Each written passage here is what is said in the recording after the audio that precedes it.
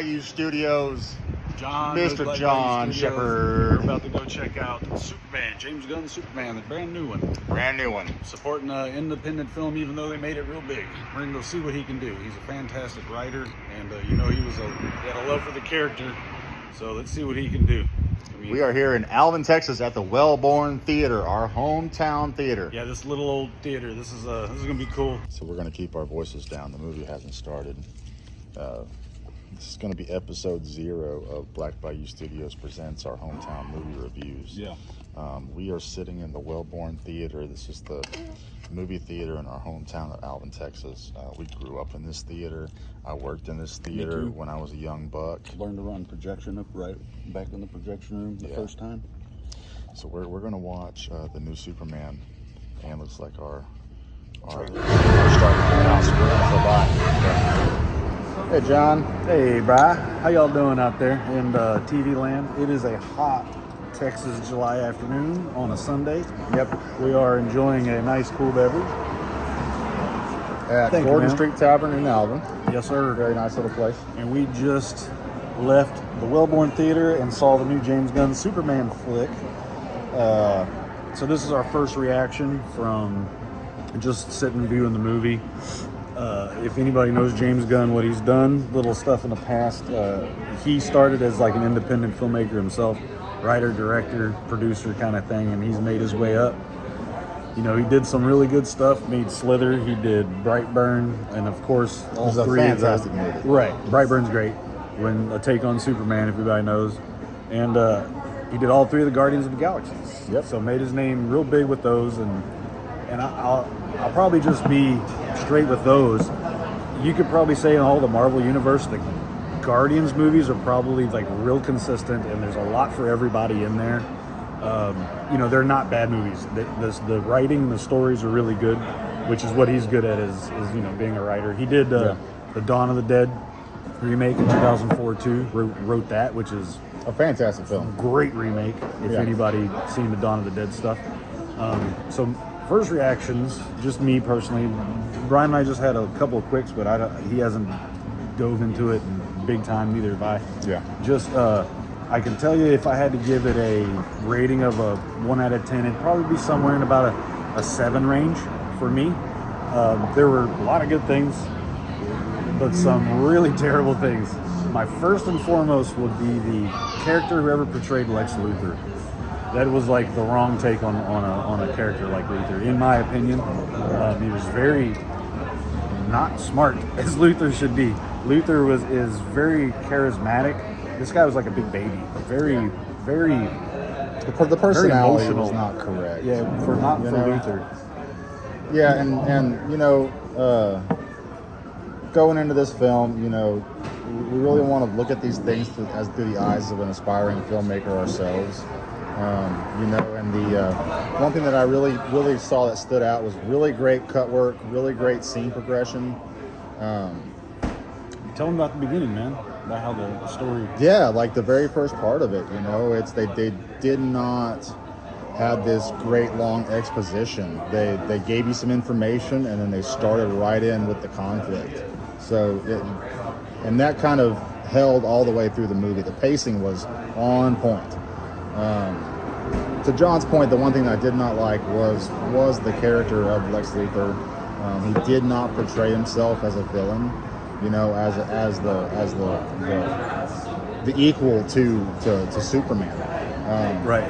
And I see that this film, we love the Zack Snyder Superman take, you know, with Henry Cavill. Henry Cavill was an amazing Superman. What I see from this film is that they really wanted to take it back to the beginning, make it more something for a younger audience so that the younger audience can then carry up with the franchise. Yeah. That's fair. I think Henry Cavill is a much better Superman.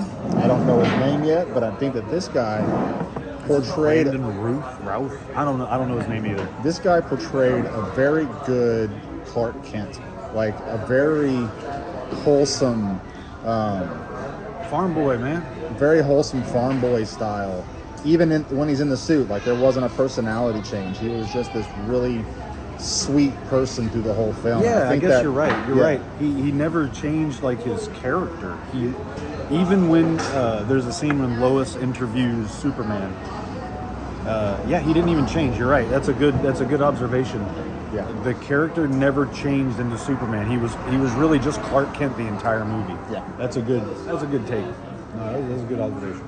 The introduction of the other Justice League characters was kind of cool. You know, they added an element of relief to be able to change the story. As far as they weren't introduced very well. They're just like, hey, we show up and now we're in the movie kind of deal. That could have been done a little bit differently. But you got over that kind of speed bump, their presence in the film was done well. They fell into the pacing and the storyline well. Yeah, I really loved the opening because we didn't need another origin story. Superman came out, I think, in Action Comics 1921 or some shit. Like, he is the original, ultimate, longest-standing superhero. Everybody fucking knows the origin of Supes. So we did not need to, like literally it starts and it's just like a little bit a crawl. Superman does this, Superman does that, Superman did this, and then we're right into it. Yeah. It is very, very comic heavy on like very lore. You have things like Crypto the dog, you see Supergirl, kind of stuff like that. I can tell you that there's the two standouts from the film where his fucking parents, his Kansas parents were fantastic. Those were really great. And then Mr. Terrific, he stole the show. Like when you first see him, you're like, okay, he's like this guy sitting in a chair, but he ends up becoming really cool. He is like the fucking R2-D2 of this movie. He does everything, gets everybody out of trouble, and he ends up kind of stealing the show. Whoever the actor portrayed him was really good. I really liked him. And his costume looked fucking cool as shit. Yeah, too. that's one thing I really liked about this was the variation in the costumes. They really did a great homage to like the original comic book style portrayal of the characters. And you know, it's funny. I've heard interviews where they had to fight. This is all hearsay, I believe, but they had to fight the studio to put the red underwear on the outside of the pants back in the movie. I imagine. You know, because of that, they were really wanting to make it that classic comic book look. Yeah, because that disappeared in the Zack Snyder stuff. Yeah. Yeah, but man, it's okay. It's like if I had to take it, since James Gunn was very heavy in the Marvel, you know, he did 3 Guardians and shit. It's his take inside the DC universe, you know, but it's very Marvel. I mean, Guardian-esque completely. One thing I did appreciate about like the parent characters, there's a scene at the end. I think I will take one more. Thank you. There's a scene at the end where he's like just in the Fortress of Solitude, and it shows like a montage of just like when he's wanting to talk to his parents. You think he's gonna see his parents from Krypton, but he's like, no, these are my real parents. Yeah. And you see the Kansas parents, and it's like a montage of all these like home videos, like him growing up. And as a filmmaker, if you knew, I mean, literally, there might have been 100, maybe more. Every one of those was a scene. Every one of those was a cut, like that people had to get together. That took some filming. Yeah. It wasn't AI generated. You could tell it was like real kind of home movies. So whoever these two parents were got to get with different children and get different hairstyles and different clothes and have different holidays and set up all these different sets. So production and logistics on that, just that shot alone, that's what he was like. He was, whoa. Yeah, I mean, that must have took a lot, like just to get that shot. And so, you know, little things like that, it took there's some heart put into it. You could tell there was like some very studio things you could tell that were put in just because I didn't like Luthor's main villains. Like, he had this pair of lady guy that was just like, I don't know if we do spoilers or not. Fuck it, dude, this is our show. Yeah.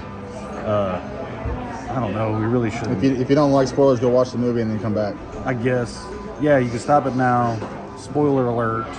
The bad guy is Superman's Andrew, put a spoiler alert cloned right brother. Yeah, that I did not like. Yeah, it was kind of hokey. When that reveal, I mean, they pulled it into the story, but when I saw that reveal, I was like, oh.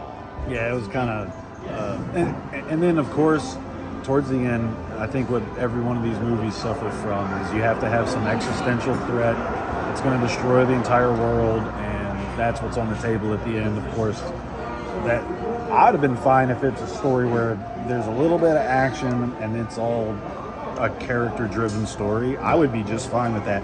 So this goes to all the studio heads. If y'all think that we need this big CG ending that has explosions and all that kind of stuff, it's not necessarily the case, especially with someone like Superman. You don't need that. The one thing I will say is all the rhetoric you hear online, I didn't see any of it. I didn't. No, not at all. If it was quick, I didn't hear the case.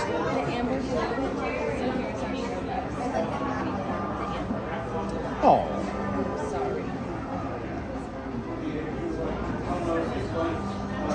Bring one of those. Yeah, I'm fine with that. Thank you. You emptied the tap. Good going, Brian. Brian's out of beer. He's got to switch up to Guinness. But okay movie. I could think of worse ways to spend a Sunday afternoon with my buddy here. Yeah. So all in all, The things I enjoyed, I really enjoyed. Overall, I give it a 6 out of a 10. I'd give it a 6. Knowing me though, I probably will watch it again later when it comes out, just to give because I didn't catch the line. If it was in the movie, a lot of the rhetoric you hear that he was like an illegal alien, and they mention him being an alien, but it wasn't a plot point. So anything you hear online, that's horseshit. Like, I didn't see anything like that. Make your own decisions. Yeah, that sounded like horseshit. And then there's another thing that everybody complains about. He says, truth, justice, and the American way. Instead, they say truth, justice, and a better tomorrow. I didn't hear that line not once, but I could have missed it because we just saw the movie. It was a fucking long movie, but I didn't hear that. And so a lot of the things I guess you hear online, watch the movie for yourself and make your own decision. So in the end of the day, just make your own goddamn decision. And it's fucking Superman. Yeah, it's a Superman movie. It's not politics. Yeah, go check out the fucking Superman movie. It's fucking Superman. Like, who doesn't like Supes? So, of course, I will always love the 80s Christopher Reeve, Superman. I grew up with that shit. Yep. People on strings and some, Marlon Brando as, Jor-El, all that kind of good stuff. Like Richard Donner, those original Superman movies are always good. 1 and 2, I would say. But yeah, so I'd say about a 7. It says about a 6. Go check it out. One good thing that we really do is because James Gunn is his own writer-director. Writing and directing is not easy. So if you start at the drawing board like he does, and then you get it from paper to film, it's a nice process just to be able to see someone that's that creative getting to flourish. I would love for someone to give us $50 million to fucking make a movie. Yeah. And if we had $50 million, trust us, We'd make 50 movies. yeah. Right, but